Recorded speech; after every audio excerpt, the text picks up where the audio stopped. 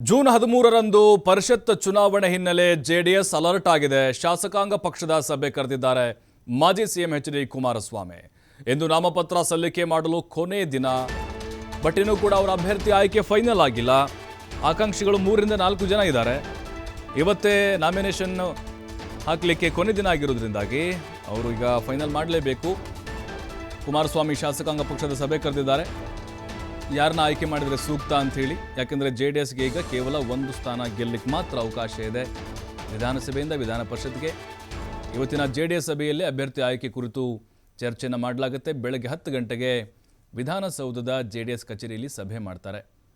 ಅಂದರೆ ವಿಧಾನಸೌಧದಲ್ಲೇ ಯಾಕೆ ಸಭೆ ಕರೆದಿದ್ದಾರೆ ಅಂತ ಹೇಳಿದ್ರೆ, ಅಲ್ಲೇ ಫೈನಲ್ ಮಾಡಿ ಅಲ್ಲೇ ಅವ್ರಿಗೆ ನಾಮಿನೇಷನ್ ಹಾಕೋಕ್ಕೆ ಹೇಳಿಬಿಡೋದು. ಜೆಡಿಎಸ್ನಿಂದ ಒಬ್ಬರು ಪರಿಷತ್ನ ಸದಸ್ಯರಾಗಿ ಆಯ್ಕೆ ಆಗುವಂಥ ಅವಕಾಶ ಇದೆ.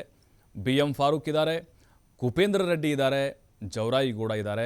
ಪ್ರಬಲವಾದಂಥ ಆಕಾಂಕ್ಷಿಗಳು. BM ಫಾರೂಕ್ ಆಲ್ರೆಡಿ MLC ಆಗಿದ್ದರು, ಈಗ ಮತ್ತೊಮ್ಮೆ ಆಯ್ಕೆ ಬಯಸಿದ್ದಾರೆ. ಕುಪೇಂದ್ರ ರೆಡ್ಡಿ ರಾಜ್ಯಸಭಾ ಆಕಾಂಕ್ಷಿ ಆಗಿದ್ದರು, ಆದರೆ ಅಲ್ಲಿ ಅವರಿಗೆ ಮಣೆ ಹಾಕಲಿಲ್ಲ. ಕೊನೆ ಕ್ಷಣದಲ್ಲಿ ಅವರಿಗೆ ತಪ್ಪಿಸಲಾಯಿತು. ಜವರಾಯಿಗೌಡ ಇವರು ಕೂಡ ಅಷ್ಟೇ ನಿರಂತರವಾಗಿ ಸೋಲ್ತಾನೇ ಇದ್ದಾರೆ ಅಲ್ಲಿ ಎಸ್ ಟಿ ಸೋಮಶೇಖರ್ ಅವರ ವಿರುದ್ಧ. ಜವರಾಯಿಗೌಡ ಅವರಿಗೆ ಬಹುತೇಕವಾಗಿ ಅವಕಾಶ ಸಿಗುವಂಥ ಸಾಧ್ಯತೆಗಳಿದ್ದಾವೆ. ಮತ್ತಷ್ಟು ಮಾಹಿತಿ ಎನ್ ಸ್ವಾಮಿ ನೀಡ್ತಾರೆ. ಎನ್ ಸ್ವಾಮಿ, ಜೆಡಿಎಸ್ ಇನ್ನೂ ಕೂಡ ಅಭ್ಯರ್ಥಿ ಫೈನಲ್ ಮಾಡಿಲ್ಲ. ಬಹುತೇಕವಾಗಿ ಜವರಾಯಿಗೌಡರಿಗೆ ಮಣೆ ಹಾಕ್ಬೋದಾ? ಯಾವ ಲೆಕ್ಕಾಚಾರದ ಮೇಲೆ ಹೆಸರು ಫೈನಲ್ ಆಗುತ್ತೆ ಅಂತ ಇವತ್ತಿನ ಸಭೆಯಲ್ಲಿ? ಪ್ರಭು, ಪರಿಷತ್ ಚುನಾವಣೆಗೆ ಅಂದ್ರೆ ವಿಧಾನಸಭೆಯಿಂದ ಆಯ್ಕೆಯಾಗುವಂತ ಪರಿಷತ್ ಚುನಾವಣೆಗೆ ಇವತ್ತು ನಾಮಪತ್ರ ಸಲ್ಲಿಸಲು ಕೊನೆಯ ದಿನ. ಹಾಗಾಗಿ ಒಂದು ಕಡೆ ಕಸರತ್ತುಗಳು ಕೂಡ ಶುರುವಾಗ್ತಾ ಇದೆ.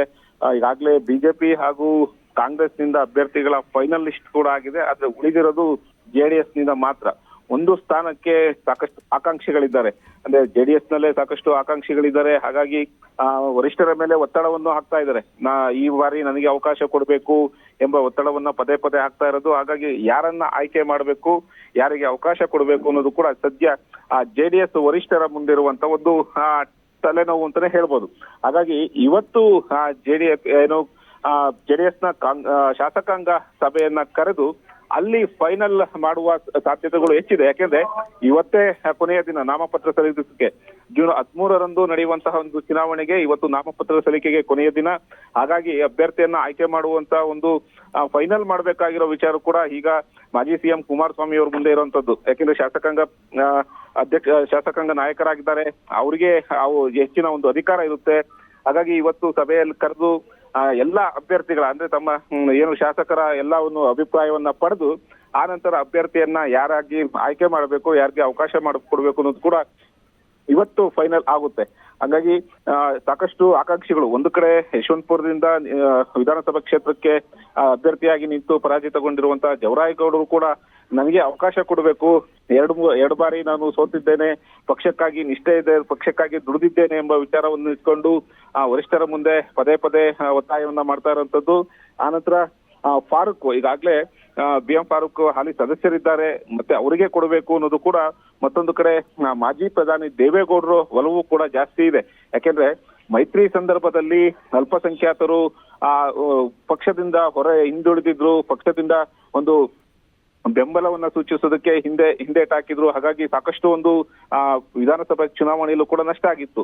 ಹಾಗಾಗಿ ಫಾರೂಕ್ ಅವರನ್ನೇ ಮುಂದುವರಿಸಿದ್ರೆ ಅಲ್ಪಸಂಖ್ಯಾತರ ಒಂದು ಓಲೈಕೆ ಹಾಗೂ ಅಲ್ಪಸಂಖ್ಯಾತರಿಗೆ ಮತ್ತೆ ನಾವು ಪ್ರಾಶಸ್ತ್ಯವನ್ನು ಕೊಟ್ಟಿದ್ದೇವೆ ಎಂಬ ವಿಚಾರವನ್ನ ಮುಂದಿಟ್ಕೊಂಡು ಮಾಜಿ ಪ್ರಧಾನಿ ದೇವೇಗೌಡರು ಫಾರೂಕ್ಗೆ ಒಂದು ಅವಕಾಶ ಕೊಡಬೇಕು ಎಂಬ ಚರ್ಚೆಯನ್ನು ಕೂಡ ಮಾಡಿರುವಂತದ್ದು.